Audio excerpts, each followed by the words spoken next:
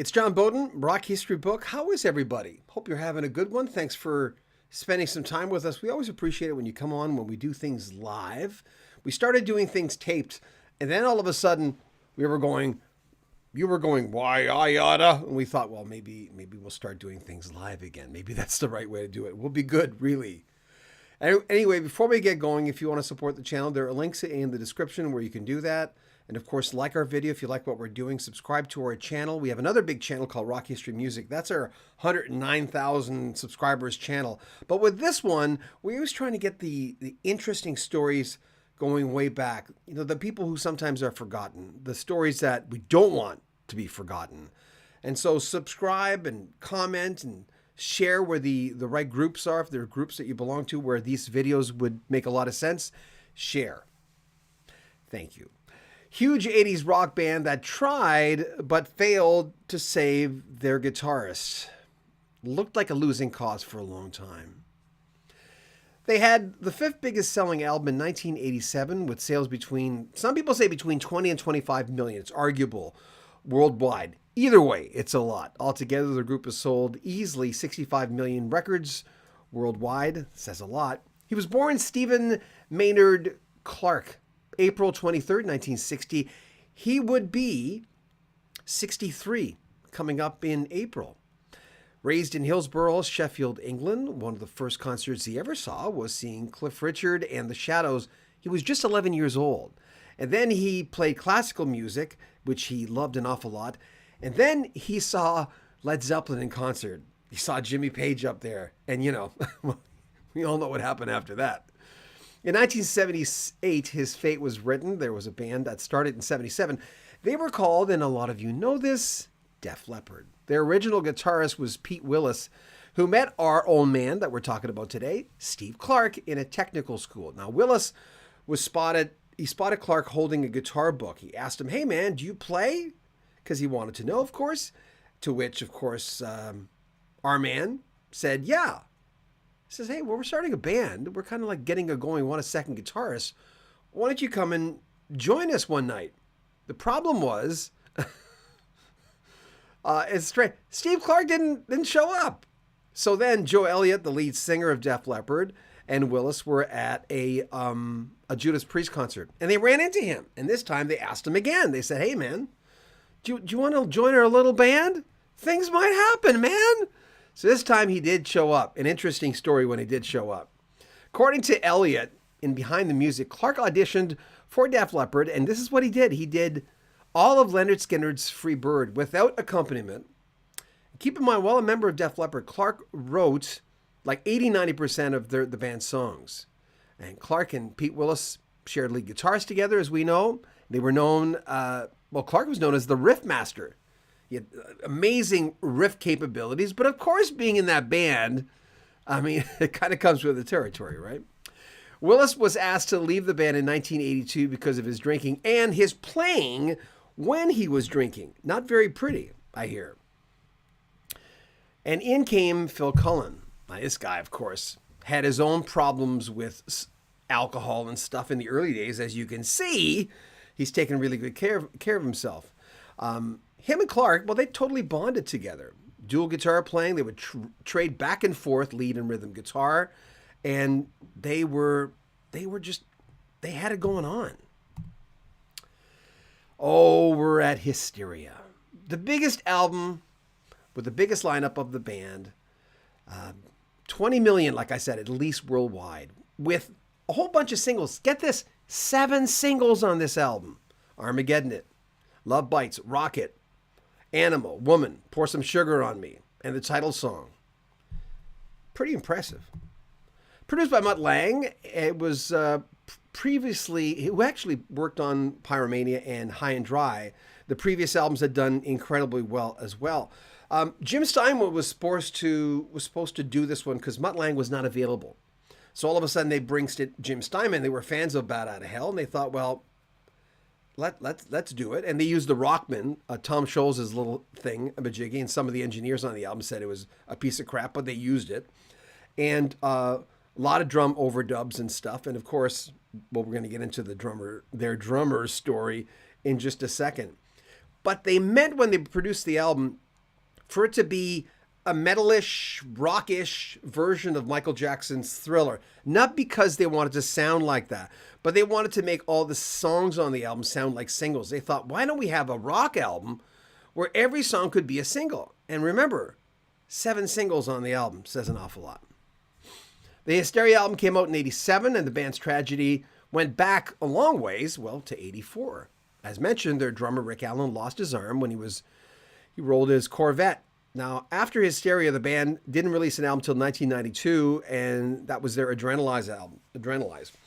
Now, lots happened because Steve Clark was going downhill. He was drinking insane amount of alcohol. We're going to find out in a second. This is water cooler stuff. He would go to rehab and then come back out, and he would never stay. He just couldn't seem to get it together.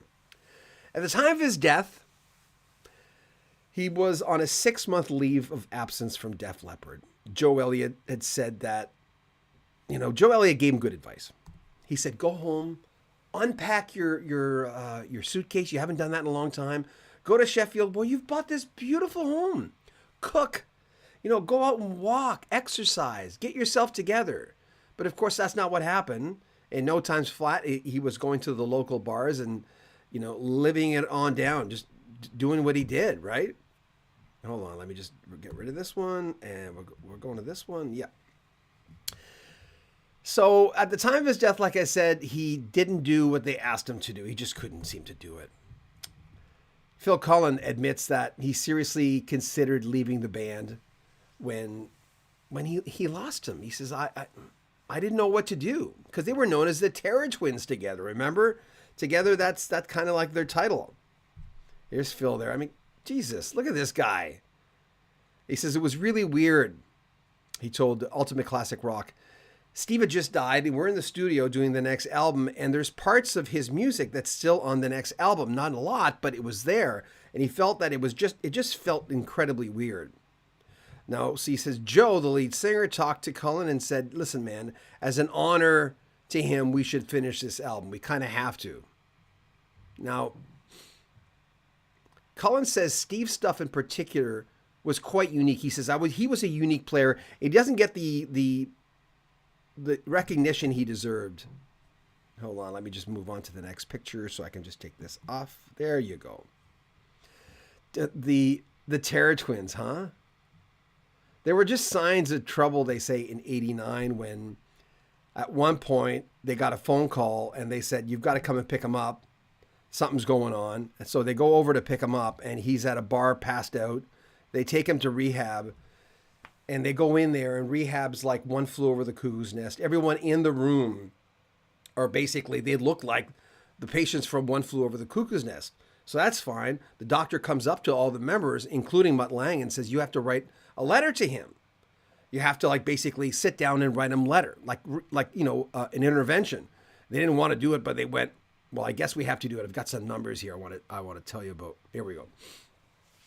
So they sat down and they read him a letter, and he didn't seem to care. He just had this kind of look on his face. And then the doctor said something kind of interesting. He said that people who drink this much have a 70% chance of overdosing and dying. Remember John Bonham? Now, John Bonham had 0.41 alcohol in his system when he died. Steve, when he was brought in, had 0.059. Like, he should be dead, but his tolerance was so high, right? And so Steve should have been dead at that rehab, but it didn't happen. Vivian Campbell came in to replace him, and they would go on. And if you look at Def Leppard's past and present members, you'll see a band that, in spite of everything they've gone through, I'll get your comments in a second, hasn't had a lot of personnel changes.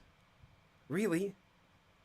Considering what they've gone through, a drummer loses his arm, right? They were coming in at a time where they shouldn't have been that popular. I remember everyone talking about Def Leppard at the time. I remember their biggest album, of course, and didn't get into it right away. Never bought a Def Leppard record. Listened to Def Leppard an awful lot. All my friends listened to them. We rocked to them an awful lot. Def Leppard's on my Spotify now. Enjoy their music. Come full circle. But when you have a member that you're trying to save, and everyone who's watching this video, come on, family member, friend, everyone's got someone in their lives that kind of was like this. You know, Steve Clark. Everyone has someone in their lives who went through this. You tried to save. You couldn't understand why they couldn't get their act together because maybe you've gone through it or you've seen a best friend go through it, and they did it. But Steve couldn't do it. You know, at the end, he had cracked a rib, and the doctors gave him some prescriptions for pain, and the doctor looked at him and said, whatever you do, don't drink with this. And he still did. It's hard. I know about alcoholism. There's a lot in my family. I know what it's like. And last time I went on here and we were talking about the disease part of alcoholism, and everyone, not a lot of people, just went and say, how dare you say that? It's a choice. I know from my own travels that there is that choice. Ultimately, it's a choice, right? Tim P, good afternoon, John. Ironically, Steve was the first that came to mind. Yeah. Melody R. Saw them in 88. Tesla opened. Oh, thank you, Melody. Tim P. Favorites On Through the Night. High and Dry. I've gone through their stuff an awful lot, even though at the time I wasn't into their music. I've come full circle, like I said, of listening to them and really loving their stuff. Joni Johnson. Wow, that picture. They are babies so young, huh? Don't you think? They look very different now. We all look different. Okay, so to be fair. Bill Griffin. Not much of a fan on Through the Night, but High and Dry is one of my Desert Island records. Okay, thank you, Bill. Tim P. Hammered, High and Dry. Tim P. They lost me when they went pop. Yeah, The Root. Well, their biggest album was, like I said, a conscious decision. I mean, when Jim Steinman came in to do it, when Jim Steinman came in and he wanted to do something different with the band, let me see what they had said. Yeah, when Hysteria was being recorded, they couldn't get Mutt Lange. Jim Steinman came in because they were fans of Bat Out of Hell. But he was bringing in his theatrical aspect to the band. And that didn't sit well with them. So they actually sat around for a year till Mutt Lange was available. A lot of other things contributed to that. Then eventually Mutt Lange was available. They went in, they produced it. But the criteria for the album was not to sound like Michael Jackson's Thriller, which of course it doesn't at all. But they wanted a rock version of Michael Jackson's Thriller that would have every song being, and I think they did it with Hysteria. Every song sounds like a hit, and there's a reason why there was 7 singles from that album. It's crazy when you look at it. Sold over 20 million. Featured Animal, Woman, Pour Some Sugar on Me, the title song Armageddon It, Love Bites, and Rocket. Like, that is nuts. For a rock album, that says an awful lot. Melody R. They lost me with Hysteria. They lost a lot of people with that, but you have to understand, they actually sold so many. Oh, I just got a confirmation. Hold on, let me see. I think we're good here. I just got this. I want to share it with you. I think it's the email, Let me hold on. Just got confirmation, speaking of great interviews. Oh yeah, Jim McCarty. It's Jim McCarty of the Yardbirds. The only member of the Yardbirds, a drummer, who was with him in every incarnation. I just got confirmation that I'm talking to him on Tuesday. Just thought I'd share that with you. Melody Art, Life Track.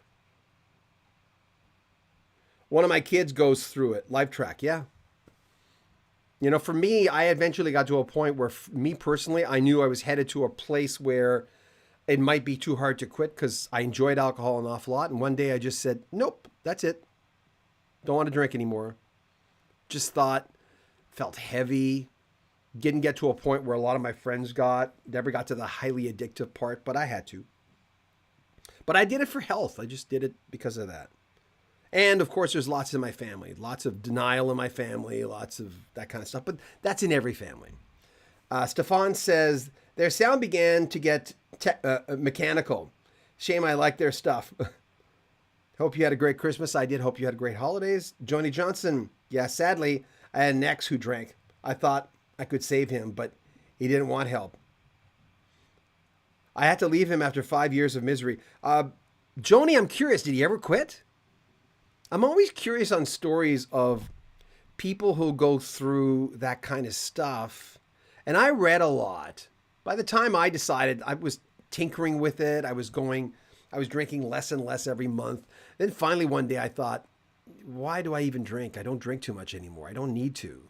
And I'm just maybe one of those guys that shouldn't. I had a friend, Shannon had a friend who once threw his father through the picture window. And to me, he was a pretty interesting guy. But he told me one day, he says, I can't drink because I do bad things when I drink. He told me that. And I remember going, yep.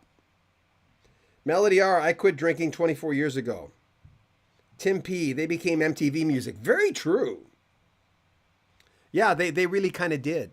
But I didn't mind. Hysteria, I didn't mind. You know, I go back and forth with that album because I found myself, it's a Celine Dion story. I found myself saying I didn't like Def Leppard. And then, you know, Pour Some Sugar on Me would come on or something, right? Or the title song. And I'd be tapping and I'd get caught saying, hey, wait a minute, you think it's cool to say you don't like Def Leppard. And now I play them, on my Spotify. But it was a big loss considering, Rick Allen goes through that a few years before he loses his arm. I mean, man, in a Corvette accident. And they have to Willis, they have to get rid of him, in the first, and Cullen comes in and then they lose him. Yeah, he was found dead on his couch by his girlfriend. He was 30 years old.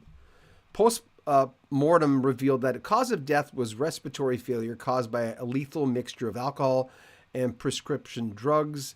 The doctor said he had swelling of the brain at the time because he had taken so much. And again, the magic number here for anyone who drinks, and for anyone, I know I'm not here to preach, but if you're at the cusp of maybe not liking yourself, just in case, I'm not saying anybody who's watching right now is, but when John Bonham died, the alcohol level was 0.41 when he died. When our guest of honor here was brought in, his alcohol level, Steve's blood level, was 0.59, and he was still alive. So, and they said that 70% of people who drank that much do not make it. It's just the way it goes. Let me read a few more of your comments, and I'll go on to go edit videos for our few guests that we have. Oh, Joni says she left a man after 5 years and he still drinks. Wow. Stefan writing, I stopped drinking about 12 years ago. Absolutely no regrets. Thank you for sharing that. Joni says, too much pain to watch someone go through. Isn't that true? I mean, we watch, I don't know if you've seen this. It's on Netflix or Amazon or something about what was it? I'm trying to think of where we saw it. It'll come back to me. This show where there was lava spilling everywhere from a volcano, and they were guests on. We saw it before Christmas. I was watching so many things. And you see all these people going through these enormous, terrible burns where just wanting to see a volcano, right? And anyway, it spilled over and they had burns, like I said. And I had a friend of mine who was going through withdrawal, and he looked at that show. And I said, I'm just watching that. And he said, can you imagine? He says, I'm doing that to myself. And I said, that's why I decided. Daryl Pike, you are right, John. Alcohol is a bad drug, creeps up on you. It does. Tim P, exactly, John. I had the same thought. One day I just said, that's it. I'm done. My choice. Stefan says, I went on a stream over Christmas and a certain inebriated person was on there. Boy, did she make herself look stupid? What? Really? Eh? That's one thing. Well, I never got that. To me, I never got that inebriated where I go, I love you guys, Live track. Worse than any drug. It's slow and easy to get you. Yep. Stefan says the amount of booze John Bonham drank on that day of his passing was insane. Well, yeah, but 0.41 was what Bonham had. That's what killed him. Well, he choked in his own vomit. And Steve's blood was 0.59.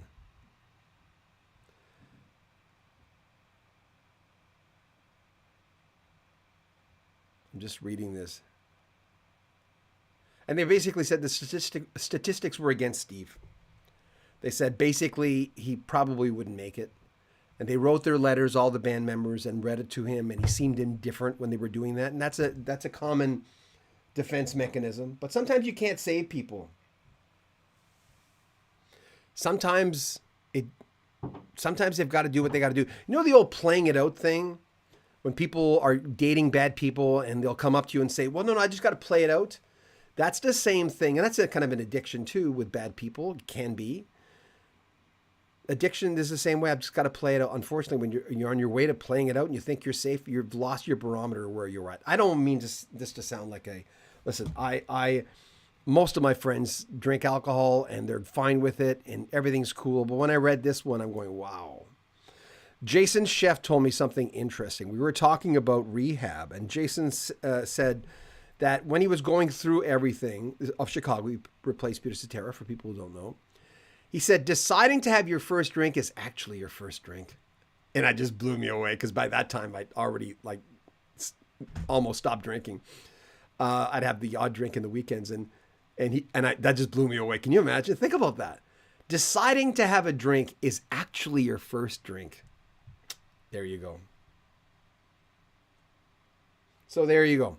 I said it again. Thank you for joining me. A sad story with a great band, and he contributed so much. And we lost him. Yeah.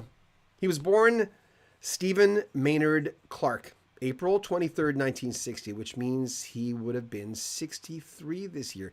He was just a month and a half older than me, which hits home a little bit. A month and a half. I mean, I'm 62. I'm going to be 63 on February 1st. So that's the way it goes. Saw Cliff Richard and the Shadows, first concert, and then saw Led Zeppelin. Heard Led Zeppelin at a friend's house. That's what it was. And everything changed. He did contribute a lot in his short life. 30 years old is a little too young to die. But he gave us an awful lot, gave the band a lot. Phil Cullen almost quit the band after that because they became such good friends, trading lead guitar and rhythm guitar licks, and some great music he left behind. So may he rest in peace as we think about him on his birthday today. We lost him on this day today, not his birthday. So take good care of yourself. Thank you for joining on me. I didn't mean to get a little preachy here. There's some more comments.